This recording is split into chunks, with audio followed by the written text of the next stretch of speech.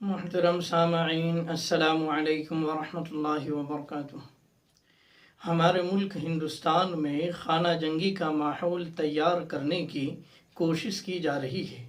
اور یہی وجہ ہے کہ ہمارے ملک ہندوستان میں جو ہندوتوا سوچ رکھنے والی دہشت گرد تنظیمیں ہیں، جیسے کہ RSS ہے، بجرنگ دل ہے، کہ یہ کھلے طور پر اپنے منچ سے یہ اعلان کر رہے ہیں کہ مسلمانوں کو مارو، مسلمانوں کو کاٹو، مسلمانوں کا بائیکاٹ کرو، ان سے لین دین بند کرو، خرید و فروخت بند کرو، تو اس طریقے سے ماحول کو خراب کرنے کی کوشش کی جا رہی ہے۔ اور یہی وجہ ہے کہ اسی ہندوتوال سوچ کے نتیجے میں ابھی ایک دو روز پہلے ایک ٹرین جو جے پور سے ممبئی کی طرف جا رہی تھی، تو ایک نوجوان نے جو پولیس کرمچاری تھا کہ اس نے 4 لوگوں کو موت کے گھاٹ اتار دیا، اور یہ اعلان کر دیا کہ جسے بھی اس ملک کے اندر رہنا ہے تو یوگی اور مودی کا نعرہ لگانا پڑے گا، تب جا کر کے وہ اس ملک کے اندر حفاظت کے ساتھ میں اپنا رہ سکتا ہے، ورنہ نہیں رہ سکتا ہے۔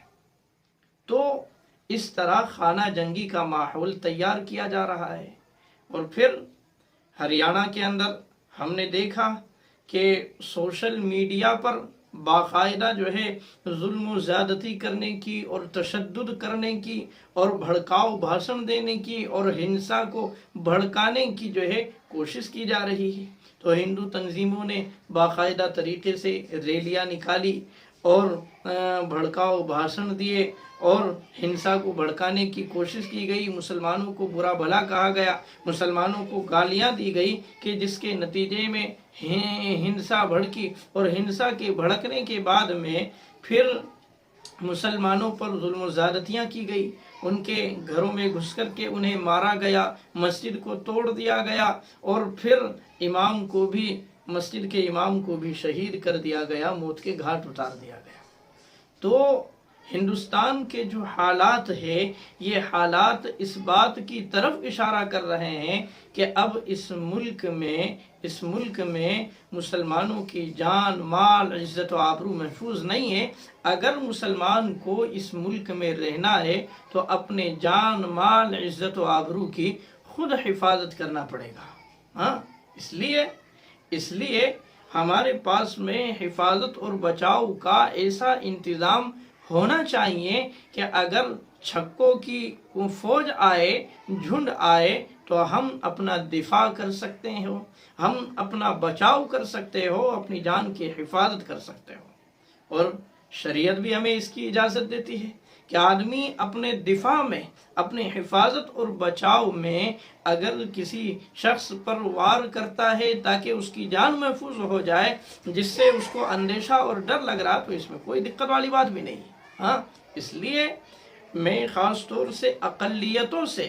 اور خاص طور سے مسلمانوں سے یہ اپیل کروں گا کہ آپ اپنے حفاظت اور بچاؤ کا انتظام خود کریے۔ ہمیں پرشاسن پر کوئی اعتماد اور بھروسہ اس معاملے میں خاص طور سے نہیں ہے، اس لیے کہ ہم ناانصافی دیکھ چکے ہیں اپنی آنکھوں سے، کہ ایک طرف تو ہریانہ کے اندر اتنا کچھ ہوا، لیکن جو دنگائی تھے، جو فساد مچانے والے تھے، تباہی مچانے والے تھے، ان کے خلاف کوئی کارروائی نہیں کی گئی۔ اور دوسری طرف مدھیہ پردیش کے اندر اجین شہر کے اندر ایک مسلمان شخص نے، کسی مسلمان نے جو ہندوؤں کی ریلی نکلی تھی، تو اس کے اندر ذرا سا تھوک دیا تو اس کے گھر کو بلڈوزر چلا کر کے تباہ کر دیا گیا، اس کے گھر کو تہس نہس کر دیا گیا۔ تو دوسری طرف یہ معاملہ ہوا۔ اس لیے ان باتوں کی بنیاد پر ایسا لگ رہا ہے کہ پرشاسن خود نہیں چاہتا کہ مسلمانوں کا ساتھ دیا جائے۔